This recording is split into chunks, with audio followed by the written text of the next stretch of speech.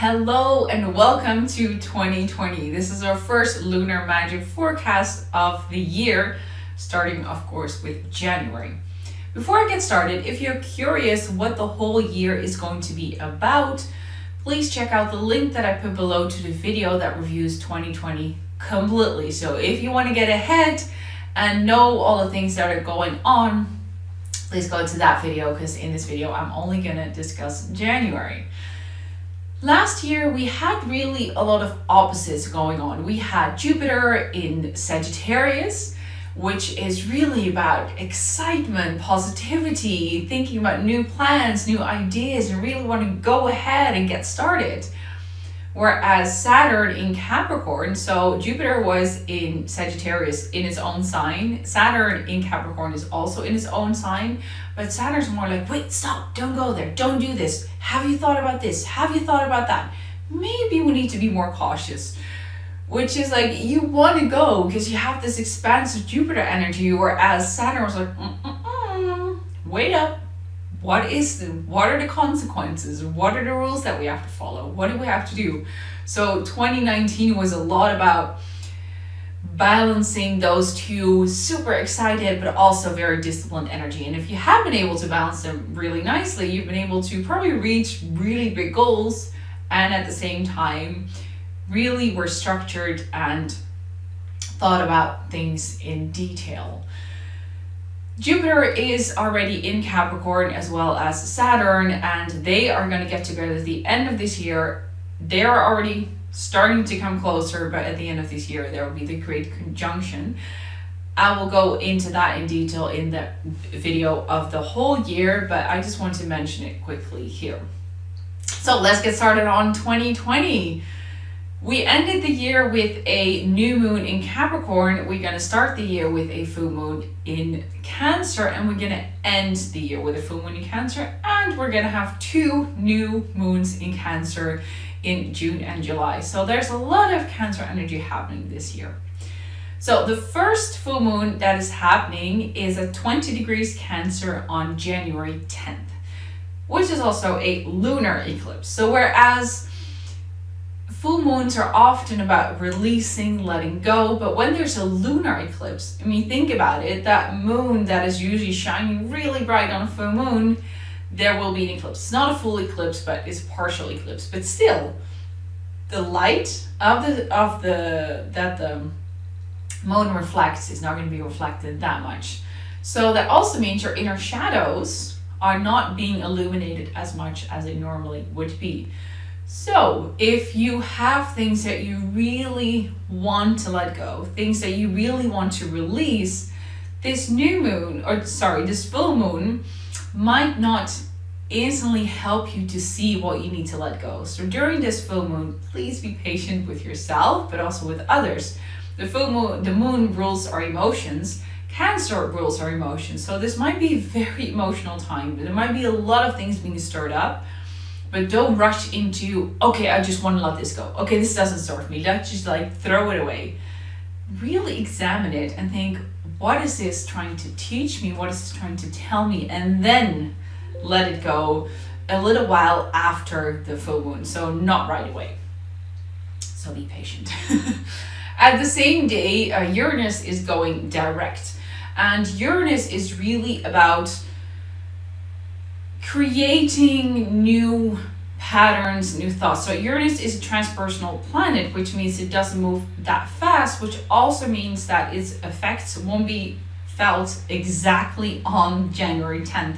It is slowly moving out of retrograde, so it's slowly getting back into the movement. So Uranus really rules our society, bigger groups. And it's really interesting to see what is going to happen and the new inspiration that's going to happen when Uranus is moving forward. On January 12th, Saturn and Pluto in Capricorn come together. Now this is interesting because it only happens every 34 years. So this is not something that happens often. Now mostly conjunctions are when two planets work really well together. But in this case, Pluto and Saturn are two giants. When they come together, they do create some disturbance. So Pluto is really about changing and about transformation and going into depth, whereas Saturn is more about restriction, is about rules, and it's about structure. And in Capricorn is really rules our banking system, our anything related to money, but also the government. So when these two come together, we can expect some change, because Pluto doesn't like the soft and butterfly and sweet change. No, Pluto's like, okay, let's do this. Let's burn everything to the ground and start all over. And Saturn is going to help to really build that up from the ground. So this day, as though it is a positive change, it might not feel as a positive change because things will be shaken up quite dramatically. So on January 12th, bear with me. Just know that change is coming and prepare yourself for that change. And it also might not just be a personal change, but it might be a change on a bigger social level, or let's hope that things will be shaken up on a bigger social level. Mercury is also sandwiched between those two planets, so expect that your communication is also drawn a little bit between the status quo, which is Saturn, and really wanting to move forward, what Pluto wants. So really notice your thoughts and your emotions that day and what is happening.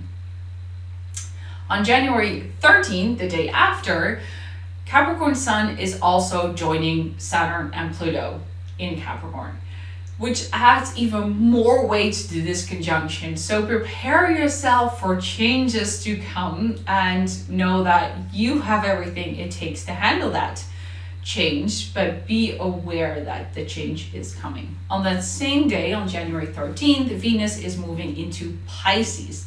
It was in Aquarius, but it moves into Pisces. So it really allows you to be more sensitive, more aware, more intuitive with your feminine side. It really helps you to, within your relationships, be a little bit more intuitive instead of what Aquarius, it can be a little bit distant and emotions can be more difficult to feel. On January 16, Mercury will move into Aquarius. So this is really an interesting time where you can expect flashes of inspiration to come up. You're moving faster, things are happening, so allow yourself to go with that faster pace and prepare yourself that that time is coming. On January 20th, the Sun will enter Aquarius. So this really enters the Aquarius season. We were in Capricorn, and Capricorn, what I said earlier, is more strict, it's more structured, it's more that fatherly figure kind of energy. But when we move into Aquarius, like, think big, think outside the box, and don't be afraid to push against boundaries, because that's what Aquarius really loves to do. It likes to explore, and not just explore within your own realm, but really look outwards. What can I do? So from an individual level, this goes to the humanitarian level. Like, what is it that you can do this season? Which brings us to the new moon at 4 degrees Aquarius on January 24th.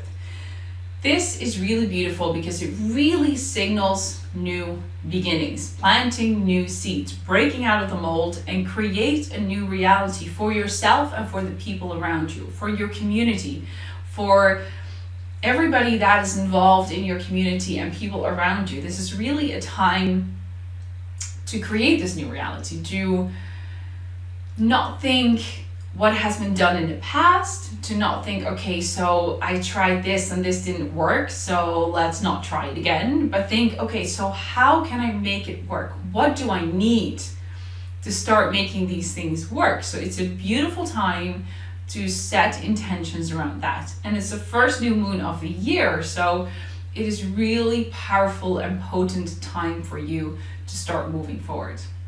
The next day, on January 25th, is the Lunar New Year, which we also know as a Chinese New Year, which really indicates a new time, a new beginning, and a fresh start. This was a lot of information, so if you want to read through all of this and even more, go to click the link below, go to patriciapanassi.com/magic, and there you can sign up for receiving a PDF guide with all of these dates and more in detail so you can read it, plan your month ahead, and be as successful as you can be.